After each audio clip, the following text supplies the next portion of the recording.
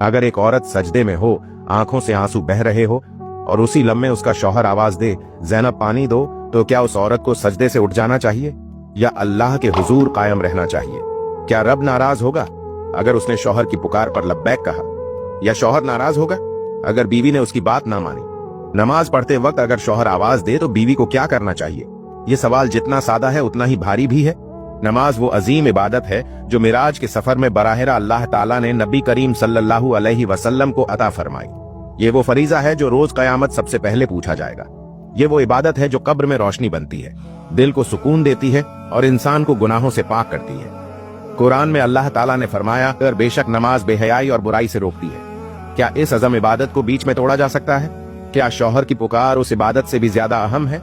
अब आइए एक और कड़वी लेकिन हकीकत से भरी बात सुने।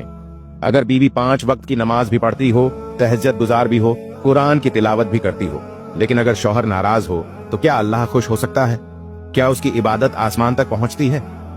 नबी करीम सल्लल्लाहु अलैहि वसल्लम ने फरमाया, अगर मैं किसी को सजदा करने का हुक्म देता तो बीवी को हुक्म देता कि वो अपने शौहर को सजदा करे। ये हदीस बीवी के लिए शौहर की इताअत के मकाम को जाहिर करने के लिए काफी है।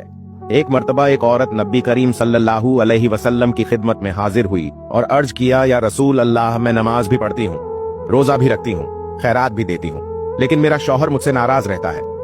नबी करीम सल्लल्लाहु अलैहि वसल्लम ने फरमाया, जन्नत के दरवाजे उस औरत के लिए बंद कर दिए जाते हैं जब तक शौहर राजी ना हो जाए। जरा सोचिए, अगर शौहर की नाराजगी इतनी बड़ी रुकावट है तो बीवी की नमाज, जिक्र, कुरान और नवाफिल किस हद तक मकबूल हो सकते हैं? मोहतरम नाजरीन, नमाज पढ़ते वक्त अगर शौहर आवाज दे तो बीवी को क्या करना चाहिए का जवाब देने से पहले आपको एक खूबसूरत हिकायत सुनाना चाहता हूँ। एक बीवी के दिल में एक रोशनी थी। जानते हो वो रोशनी क्या थी?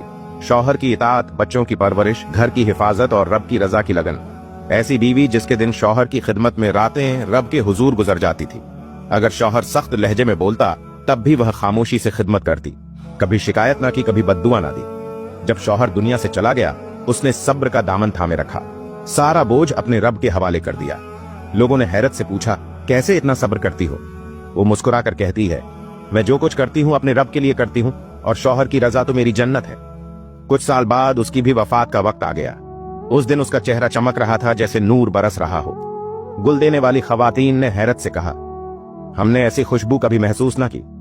जब कब्र में उतारा गया तो फिजा महक उठी जैसे जन्नत की खुशबू जमीन पर उतर आई हो। उसी रात एक बुजुर्ग ने उसे ख्वाब में देखा। वो जन्नत के बाग में थी, नहर के किनारे सब्ज लिबास में सुकून और खुशी में लिपटी हुई। बुजुर्ग ने पूछा, तुम कौन हो? उसने कहा, मैं वो औरत हूं जो दुनिया में शौहर की ताबेदार थी। मैंने दिल से खिदमत की, जुबान से शिकवा नहीं किया। मेरे रब ने मेरी कब्र को बाग बना दिया और मुझे